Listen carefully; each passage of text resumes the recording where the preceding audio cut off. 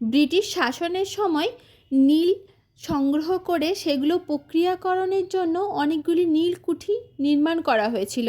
তার মধ্যে একটি হলো উত্তর চব্বিশ পরগনার এই মঙ্গলগঞ্জের নীলকুঠি।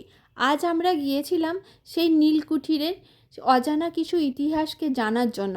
বেশিরভাগ নীলকুঠি বাণিজ্যের সুবিধার্থে কোনো না কোনো নদীর তীরে তৈরি করা হয়েছিল।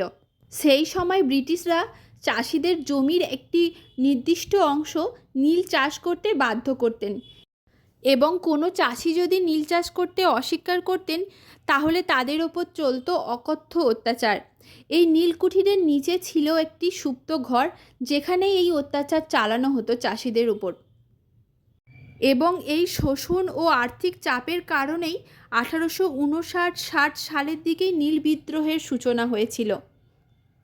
কথিত আছে এই অত্যাচার সহ্য করতে না পেরেই একজন বিদ্রোহী চাষি কোনো এক সময় একটি ইংরেজ সাহেবের শিরচ্ছেদ করেন।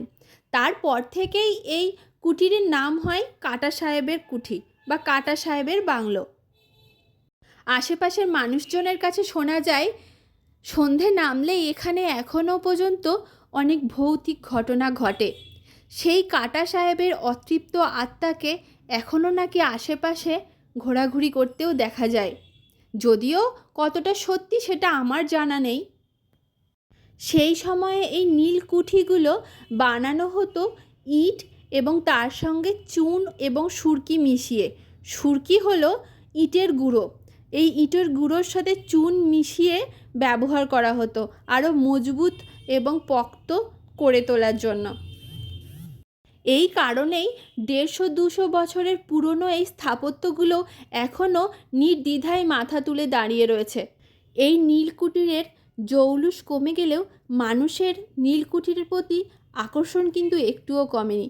এখনও প্রচুর প্রচুর দর্শক হাজির হন প্রতিদিন এই নীলকুঠি দেখার জন্য এবং এই এলাকার একটি প্রসিদ্ধ পিকনিক স্পটও এটি।